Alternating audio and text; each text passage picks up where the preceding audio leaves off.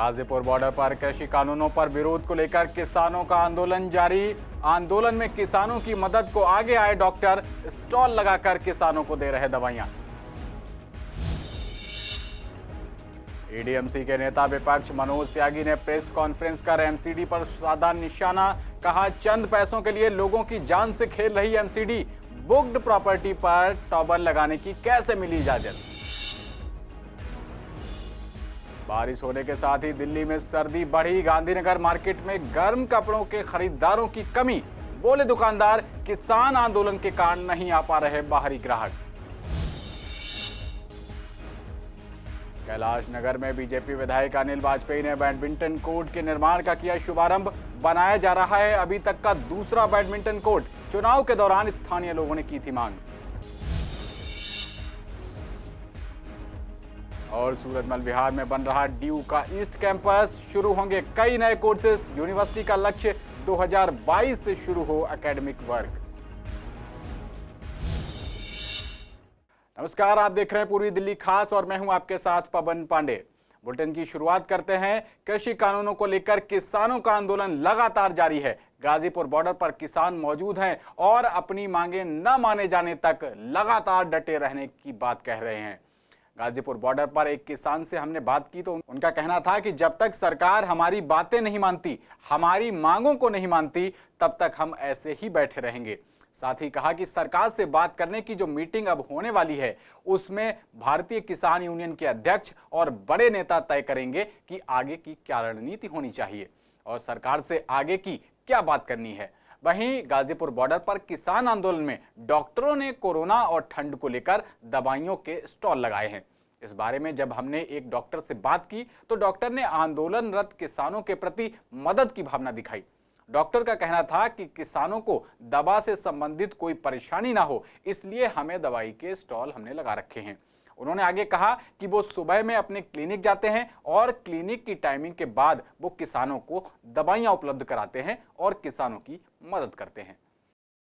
Actually यहाँ पर हमारे किसान भाई इतनी कड़कती ठंड में खुले में सोते हैं, उसकी वजह से उनको बहुत सारी बीमारियों की परेशानियों का सामना करना पड़ रहा है यहाँ पर। जैसे सर्दी हो गया, जुकाम हो गया, बुखार हो गया, पेट में दर्द हो गया और बहुत सारे लोगों को शुगर की प्रॉब्लम है, किसी को बीपी की प्रॉब्लम है।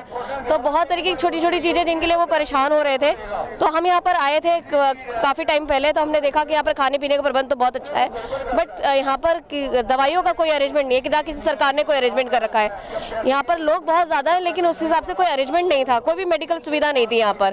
तो हमारी टीम ने मिलकर यहाँ पर मेडिकल कैंप लगाया है ताकि हम अपने किसान भाइयों को थोड़ा हेल्प कर पाए, उनका सहयोग दे पाए इस आंदोलन के अंदर। इस समय कोल्ड चल रहा है तो कोल्ड के ज़्यादा आ रहा है, जैसे सीने में दर्द है, बुखार है, सिर में दर्द है, जुकाम है, हाथ पैरों में पेन हो रहा है। इस तरीक़ा के पेशेंट यहाँ बहुत ज़्यादा है। क्लिनिक संभालते उसके बाद आते हैं। नहीं, यही कोई 11-12 बजे से लेकर शाम को 6 बजे तक, जब तक ये प्रोग्राम चलता है। नहीं, अगर सरकार वार्ता करने को तैयार है तो वार्ता करने को किसान भी तैयार है। समझौता बैठ के वार्ता का किसी चीज़ का हल निकलेगा। अगर ये हठधर्मी पे अपनी पे रहेंगे तो किसान भी हठधर्मी पे है। आगे की रणनीति जैसी राष्ट्रीय नेता का आदेश होता रहेगा वैसे किसान चलता रहेगा, चाहे महीने लगो 2 महीने लगो। ना बॉर्डर पे इतना मौजूद है, बॉर्डर पे भी आगे की रणनीति बनी जाएगी। किसी चीज़ की लिमिट हो, कहाँ तक हद पार हो जाएगी तो फिर आगे बढ़ेंगे। अनशन हमारा कल था और पूरे देश में अधिकतर जिलों में किसान अनशन पर भी बैठे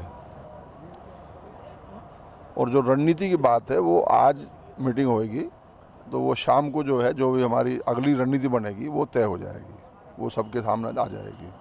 बाकी बार बार हमसे सवाल होता है कि भाई आप कब तक, हम कब तक नहीं, हम अंत तक, क्योंकि ये सब्र और जबर का इम्तिहान है।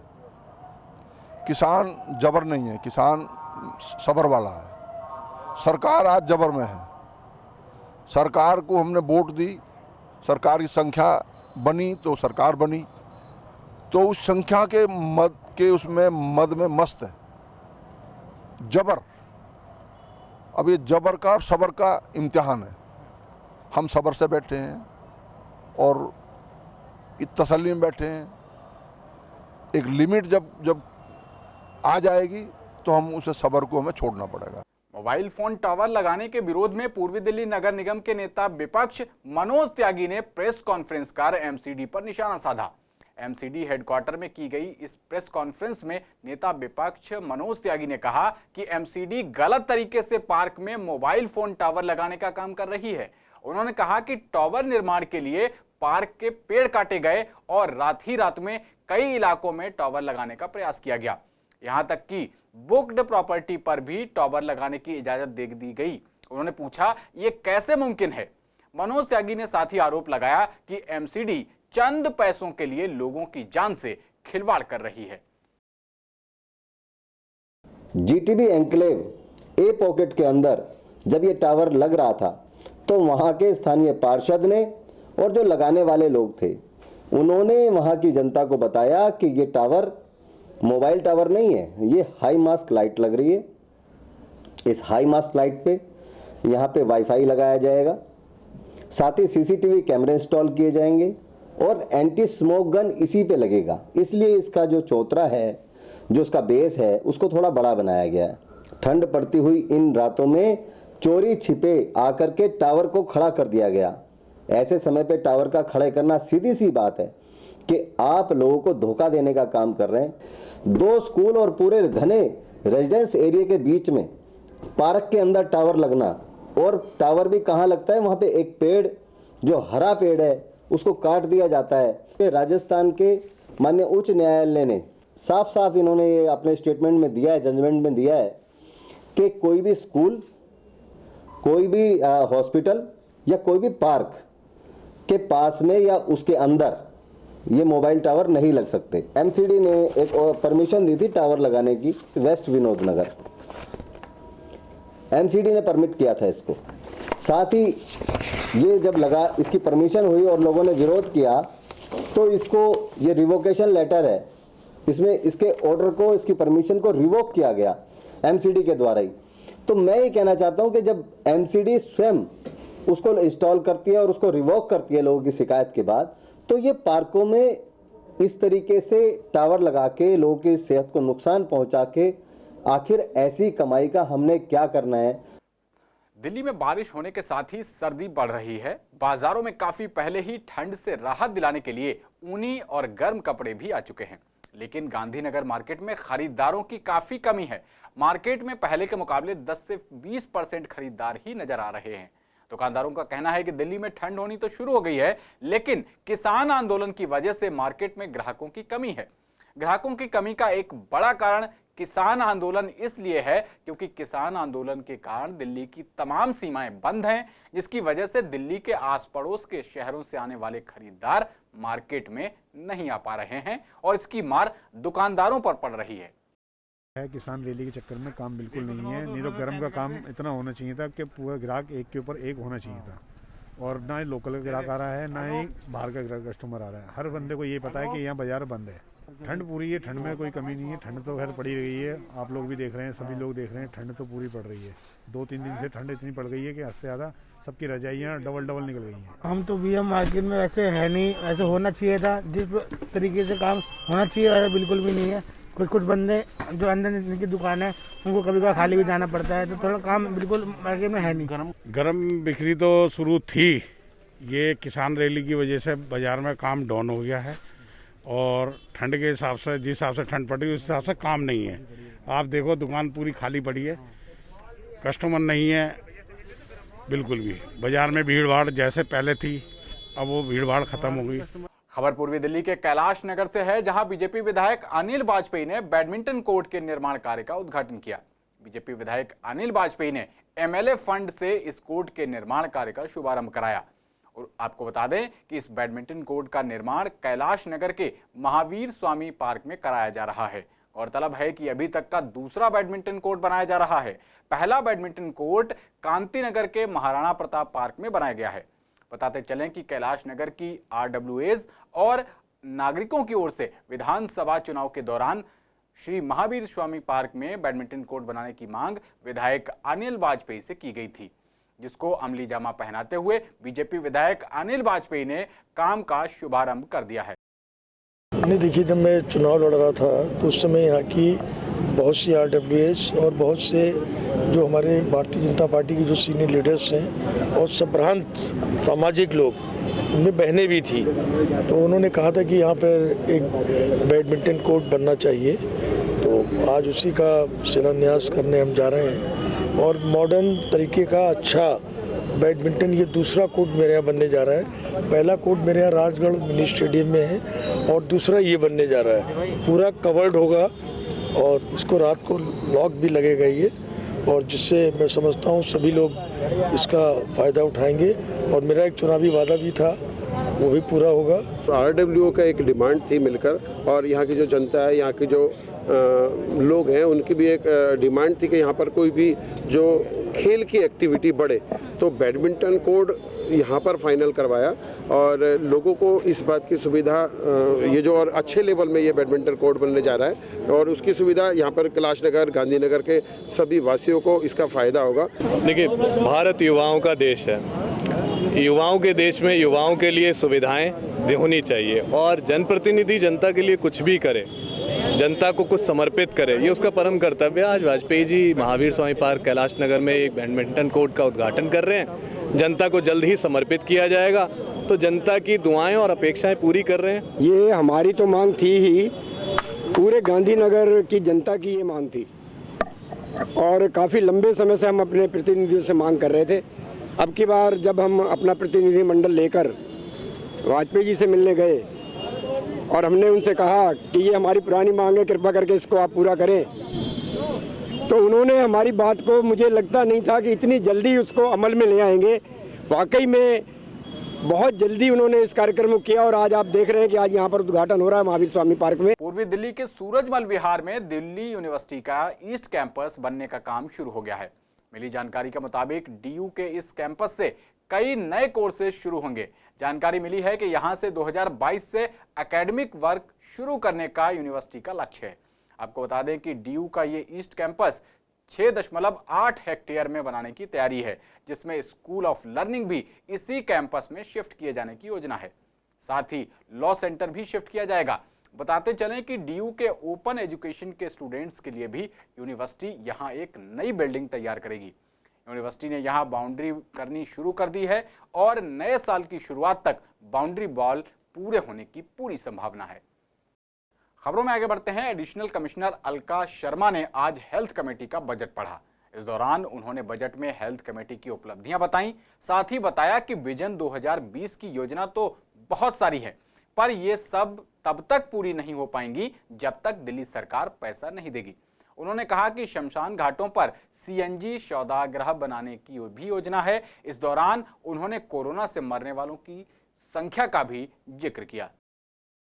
इस साल में हमने एक तो नए ऑपरेशन थिएटर ब्लॉक का बनाया है और वो हमने जनता को समर्पित भी कर लिया है। हमारे जो पुराने वार्ड्स हैं उनको भी हम मजबूत कर रहे हैं, उसको भी हम रिकंस्ट्रक्ट करेंगे। हमारे दो स्पेशलिटीज़ में, जैसे आई में और हड्डी रोग में DNB का पाठ्यक्रम भी शुरू कर दिया है हमने। और जो हमारा PG डिप्लोमा का DNB का परिणाम आया, दैट वाज वेरी गुड। वो 80% से ज़्यादा हमारा आया। स्वामी दयानंद कमियों के बावजूद बहुत अच्छा काम कर रहा है।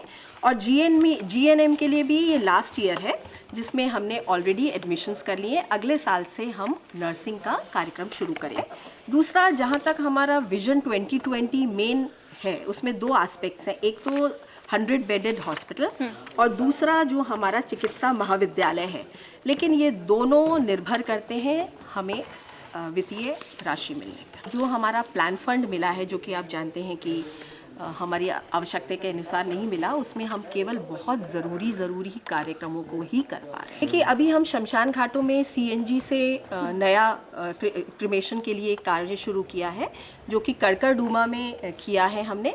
इससे लोगों को टाइम भी कम लगेगा और हमारी कैपेसिटी भी बढ़ जाएगी। ये दोनों हमें यूनिट्स वो दान किए गए हैं धर्मशिला कैंसर हॉस्पिटल से, और जो इसका इंफ्रास्ट्रक्चर में एक्सपेंडिचर हो रहा है वो हम खुद कर रहे हैं।